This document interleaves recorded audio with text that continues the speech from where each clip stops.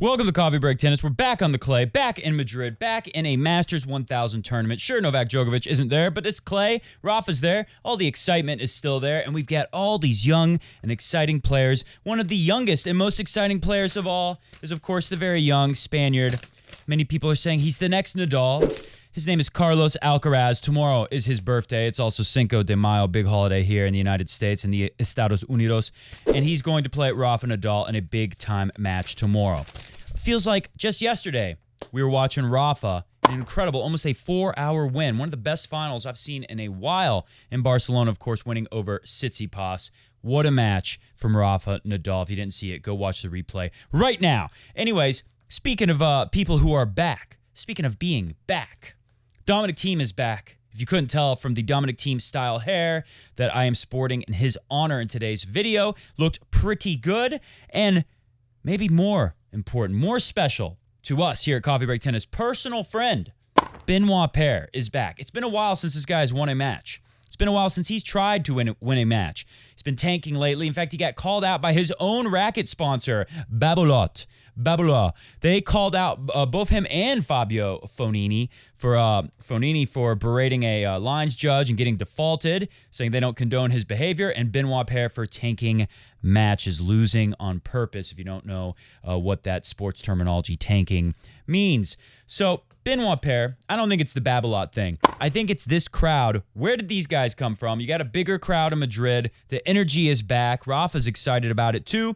Listen to this very pro Benoit Paire crowd. I don't know where they came from, but this is amazing. Take a listen to the excitement for Benoit Paire and see how he fed off of it.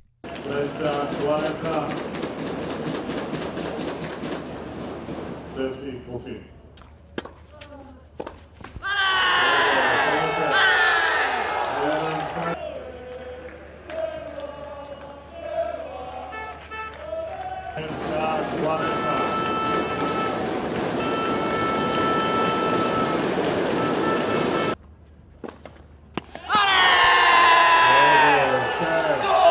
Maybe this is just what our personal friend, our boy, Benoit Paire needs. Let's see, maybe he's got a great draw. Who's he have next to get this winning streak going for Benoit Paire? Steph Tsitsipas. That's a shame. Probably not going to win anymore. Also, back, an American player. Let's face it, no reason to talk about Tommy Paul. He is a more promising on clay for an American player. Right? He's had some losses where he challenged big names like Dominic Thiem at the French Open not that long ago. But I just wanted to show you this. This is amazing. Discovering that Tommy Paul is not a household name in España, goes to sign the autograph despite losing a tough, close match with Andre Rublev. And the kid yanks the pin away. I don't know who you are. Who are you even famous? No autograph. That's tough. That's really tough for Tommy Paul. Goes to show you where American tennis is. American tennis, wish they were in Spain. Wish they were like the Spaniards, where you got someone like Rafa playing someone young and exciting like Carlos Alcaraz. But that is definitely not where American tennis is. All this, much more. Can't wait to dive in another exciting edition of Coffee Break Tennis.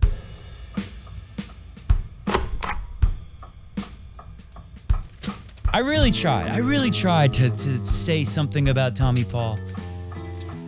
American tennis. It's a non-story.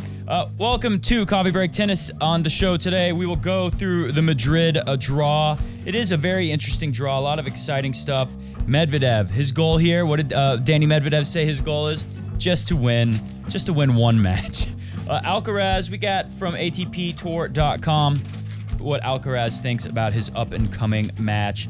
And not a whole lot today, just mainly going to do the draw, but I have one article. Usually I see something like this. My pandemic.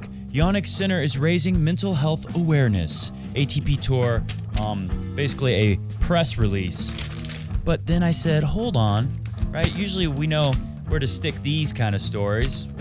You know, it's almost like a commercial for like how good of a person the athletes on the ATP Tour, one of the athletes is, you know, they're featuring. Look at him doing a good thing. Good people on the tour, right? There's actually some interesting stuff in here that goes to what I've said in the past about Jannik Sinner. He kind of reminds me of the Rafa mentality. And that's what I want to start today's show with. After the victory in Barcelona, I've been told not to say that. I don't know. It's so much fun.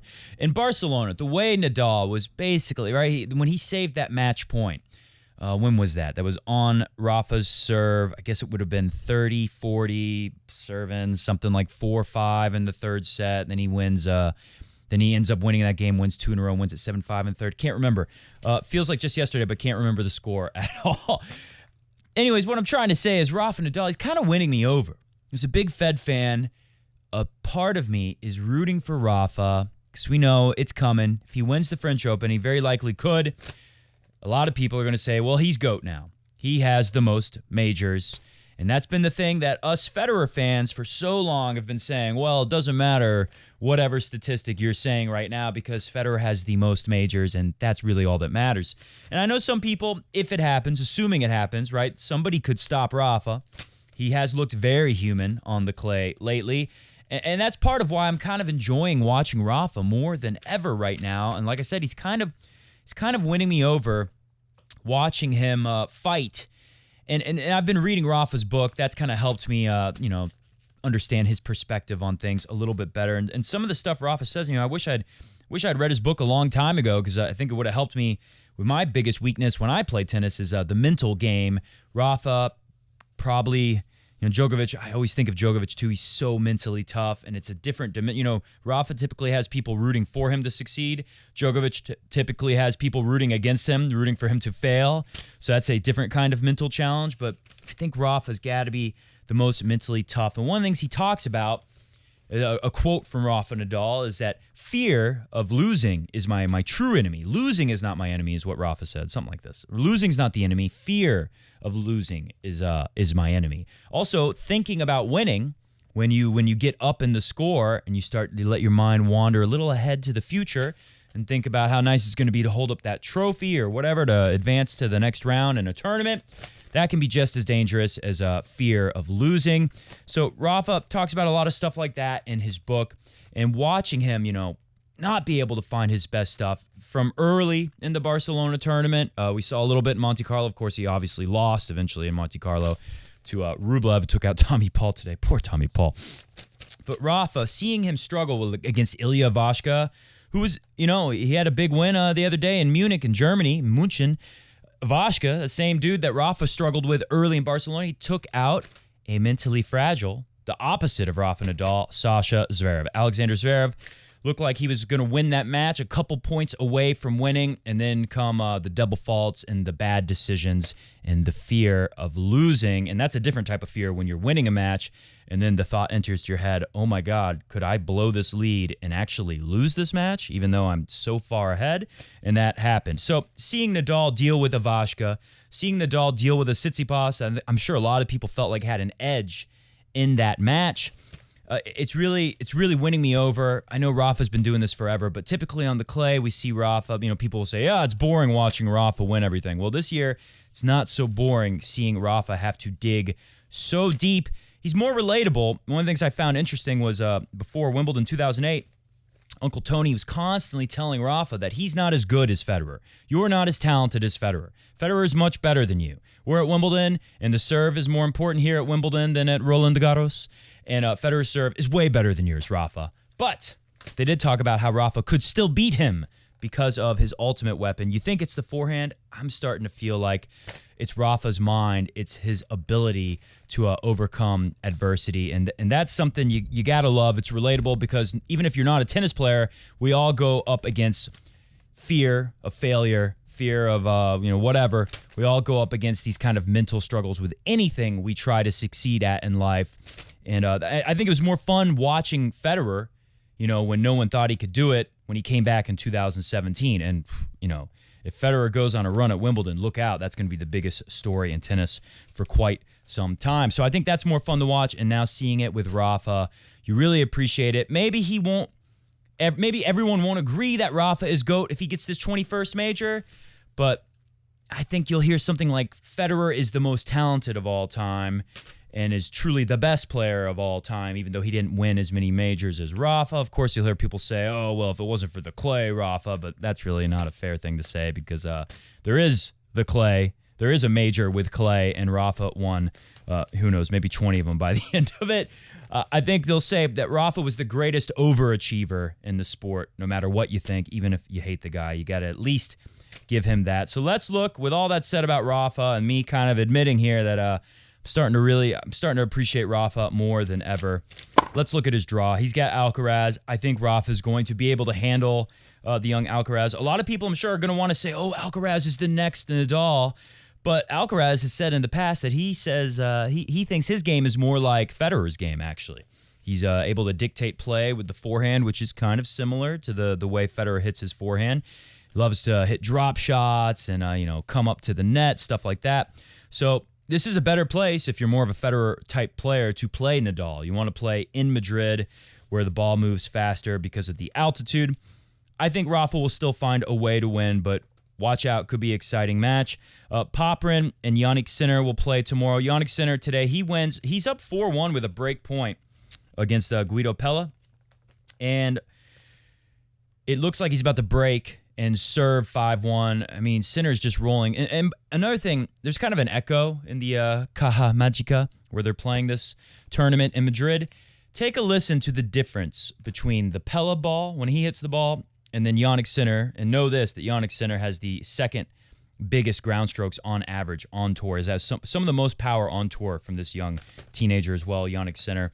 Take a listen to the different sound from when Sinner hits the ball in Pella.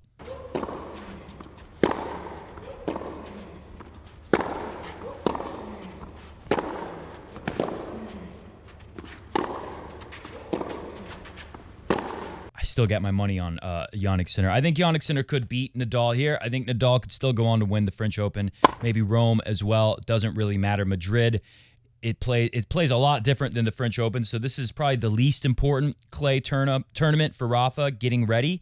So watch out. Sinner will have a chance here. These are better conditions for him to take on Rafa. But after seeing Rafa overcome all the adversity, let's say he keeps going, he finds a way to beat Jannik Sinner, and Popyrin, he's no slouch. Maybe he could give Sinner some trouble. Like I said, Sinner was up 4-1, looked like about to be 5-1, then all of a sudden it was 4-4, and Pella pulled like his groin or something. Sad for him. Dirty Dan Evans and Millman, the Milkman, they'll play. Winner of that gets Nishikori or Sasha Zverev. Sasha Zverev had a bad loss. He saves all these match points in Monte Carlo against David Goffin. He's in a tiebreak. He's down 6-2. Wins 5 points in a row, right? He's up 7-6 with a set point. Loses, 3 points in a row to go down 9-7. Smashes his racket. Throws it against the wall. Not in a good place. Goes to Munich. Plays Ilya Ivashka. Up 30-15, 5-4, and a set in the second set. Sasha Zverev serves and volleys. Gets a good ball to volley, hits a very bad volley, sits up there. Ivashka passes him, 30-all, misses a forehand. I just watched this match recently. If you're wondering why I know all this great detail, I took a look. I actually rewatched a little bit today because I wanted to remember exactly how this meltdown happened from Sasha Zverev. The one against David Goffin, to be fair, he kind of gave away some of those match points that he had in the second set tiebreak when he beat Sasha Zverev in Monte Carlo earlier. And Sasha Zverev, there was some, that set point he had, I think David Goffin played a good point. But here, and Ivashka did a lot of good play. Obviously, he troubled Rafa recently, so he's playing pretty well. This is just last week in Germany on a smaller clay court tournament, ATP 250 in München. And Ivashka, he gets a de-acceleration on the forehand from Sasha Zverev. Zverev hits a big serve and wins that point, goes back to deuce. Another forehand unforced error from Zverev. And then, of course, it's coming, the double fault. We've recently seen Felix Auger-Aliassime, who's already out. Musetti, that young guy Musetti, everyone's so excited about, the Italian. He lost in qualifiers. A lot of people are out already at the Caja Magica. But Felix Auger, we've seen him in some exciting matches recently. And then the double faults and the unforced errors come. And it's almost like everyone knows. It's a mental weakness. Everyone on the tour has to know. He got smacked by Casper Ruudeboy today, by the way, who's very good on clay. So, not the easiest person to play early on for Felix Auger. Uncle Tony, Rafa's coach, is now Felix Auger's coach. Maybe that's going to help toughen him up mentally. But Felix Auger, everyone on tour has to know that if you hang tough, you'll get some free points from the guy, because I don't want to call him a choker, but he's going to, in tight pressure moments when you really need to come up with good stuff, he's going to give you stuff for free. It's exactly what Sasha Zverev did against Ilya Ivashka for the rest of that match, just coughing up double faults. I think the third set against Ivashka, he's down a break early, Sasha Zverev. He's serving, what was it? I think Ivashka was serving 5-3 or 4-3 with the break. Zverev fights really hard to break back and does it. Credit to him. Zverev plays great. Next game, he's serving to even it up. I think he's serving, it might have been 4-5. He might have lost it right here. Maybe it was he's serving 3-4. I think, yeah, that's what it was. He was serving 3-4 after breaking back at 2-4. Serving at 3-4. Starts with 2 double faults back to back. Of course, he doesn't hold his serve. And then Ivashka serves for the match and holds at love. And Sasha Zverev looks very lost. So with all that said, he plays Nishikori, who's played a guy who's in a bad place, who's also a Russian speaker, Karen Khachanov, who should, a lot of this bad year for Khachanov comes from Yannick Sinner. He keeps running into Yannick Sinner all over the place and loses to him every time. Roberto Bautista Agut feeling a little bit of that as well. So Nishikori beats Karen Khachanov, and he will play Sasha Zverev, I believe, tomorrow. So got to see that match. All eyes on Sasha Zverev. Of course, Nadal and Alcaraz is the big match to watch tomorrow. But take a look at that. Sasha Zverev, that's a hard match to call. I'm going to say Nishikori beats him. I'm going to say Sasha Zverev's slump continues. And surely Nishikori knows that that's a factor. Dominic Thiem comes through Marcus Giron. That's a good draw for him. He'll play Alex de Minaur next. That's another, I would say, pretty good draw for him. Dominic Thiem, I think, will be able to come through there. Rublev, who beat Tommy Paul. Tommy Paul, probably the most promising American player on clay.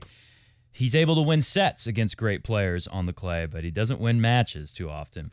Rublev is down there below, so Dominic Thiem could be running into Rublev pretty soon if he comes through Alex de Minaur. Roberto Bautista Agut, gutsy win over Marco Cecchinato, the Italian, of course, who beat Djokovic at the French Open a few years ago.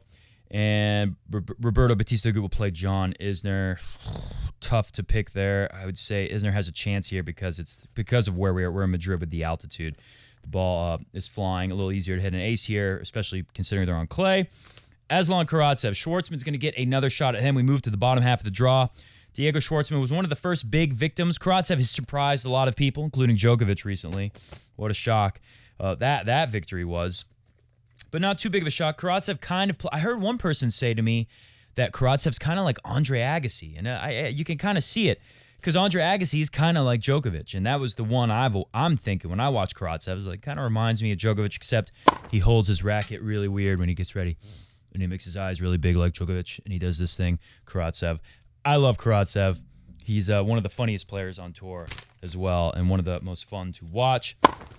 Especially when he wins a point, that sound he makes. Amazing stuff. So Karatsev, he'll get a shot at Diego Schwartzman. Schwartzman, I should say, will get a shot at revenge against Karatsev. Remember, he took him out at the Australian Open. That's where a lot of people thought Karatsev's miracle run would end. Goes up against Bublik. Shapovalov took down Dusan Lajovic,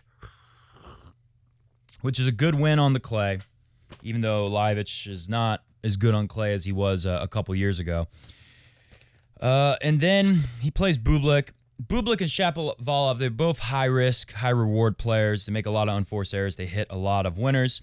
The commentator in the match said something that I thought was pretty interesting, is that both of these guys could benefit from knowing, and this is something that Rafa, Casper Ruud also, really good at when you watch these guys, said, Shapo and Bublik, they're going to hit over 30 spectacular shots in a match. Those winners, they come at key times. They're very important. The problem for those guys, something they could learn, is that, yeah, they're going to hit like 30 crucial shots that are winners, but they're going to hit like well over 100 or 200 shots that are kind of boring utility shots that you got to make. Kind of like that match point Rafa saved. It wasn't a spectacular shot. It was spectacular because he barely got, I think it was a backhand, he barely got over the net. Everyone holding the breath thinking Tsitsipas is about to win right here.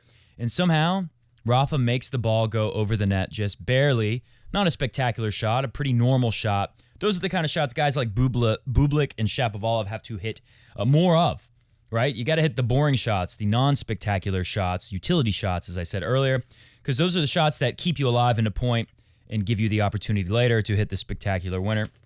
Anyways, a lot of winners in that match. Shapovalov, as good as his serve is, I think Bublik's is a little better. Bublik's kind of like Kyrgios. He's also said that he hates tennis and that he only plays for the money, kind of like Kyrgios as well. Obviously, he does the underhand serve, but he's just got a money serve. He's able to hit spots so effortlessly. Serve looks very easy to me. So Bublik is through, and he will not play tomorrow. He's one of the players. Berrettini won't play tomorrow. Rublev won't play tomorrow. Thiem and Demon Hour won't play tomorrow. So we'll see if we get Karatsev and Bublik or Schwartzman. But I like Schwartzman or Karatsev to come through Bublik here because we're on the clay. Although, if anyone's going to, if Shapo and Bublik are going to have a good run on clay, it's going to be here in Madrid. A little bit of a toss-up there.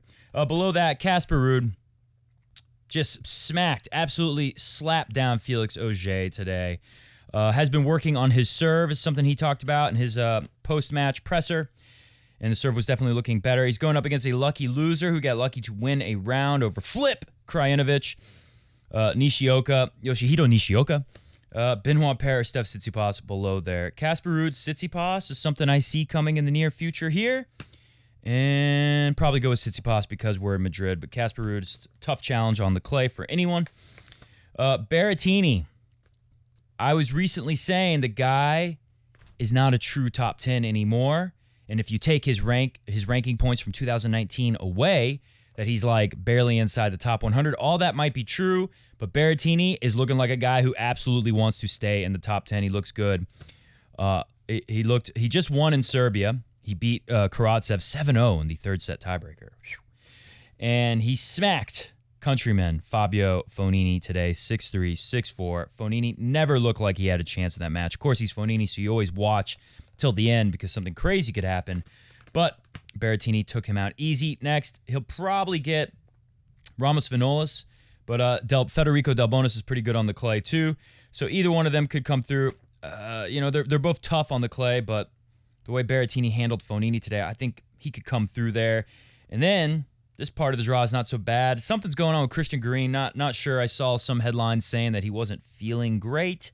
Didn't look into that story too much, but he beat Fernando Verdasco, really fought hard. I saw the end of that match, really fought hard to get back into it. And Christian Green, with the crowd rooting for Verdasco, a Spaniard, as you know.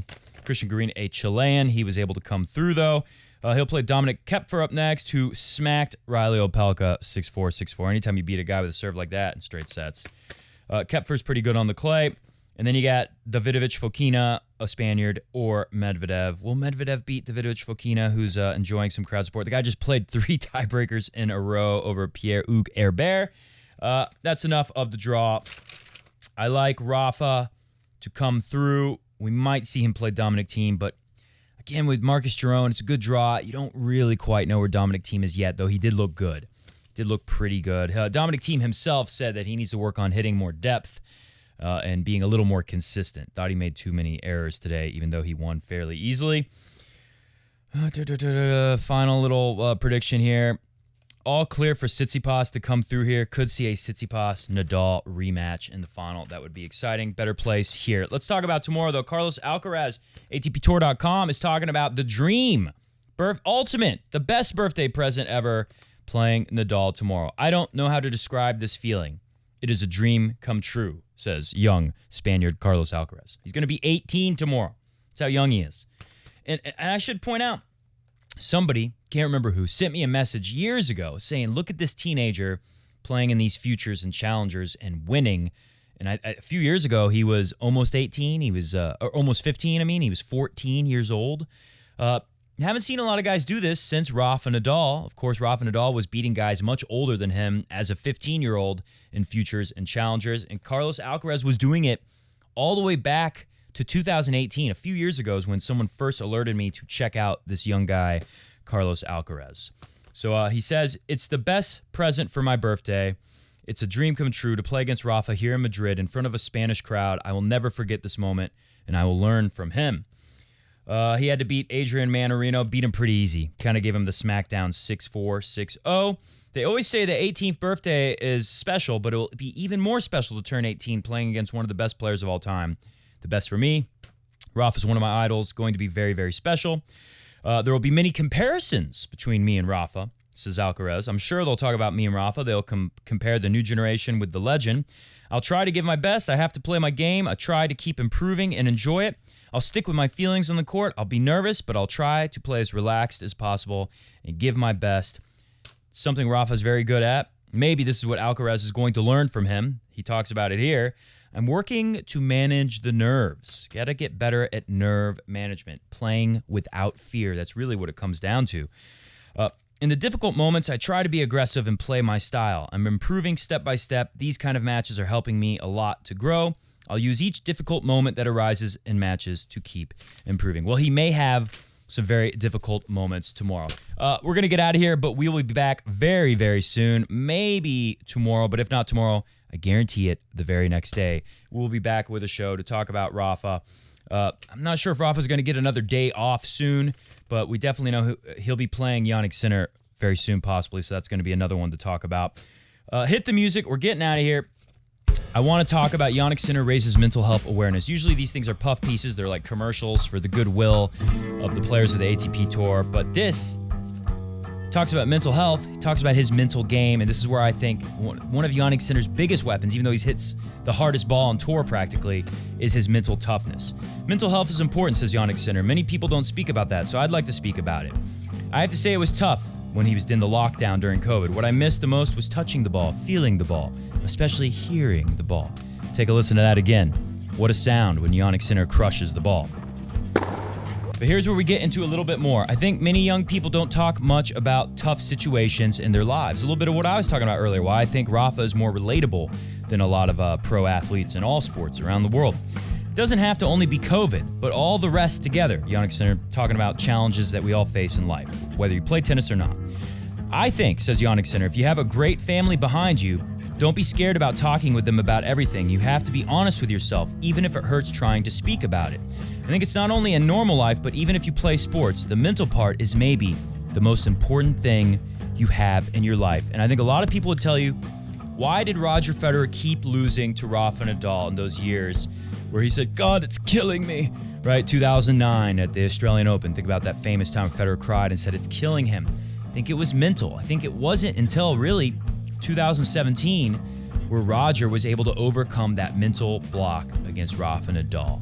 Whatever you think, if Rafa's the GOAT soon with 21 majors, maybe you'll disagree. You got to say, no one has been as mentally courageous and willing to put themselves out there as Rafa Nadal, maybe in any sport ever. He is the greatest competitor. And I got to tell you, a big part of me is rooting for the guy, even if it means he's going to take out my hero, my tennis hero, Roger Federer, in the all-time GOAT race. All right, we'll be back very soon, possibly tomorrow. If not tomorrow, the next day. See ya!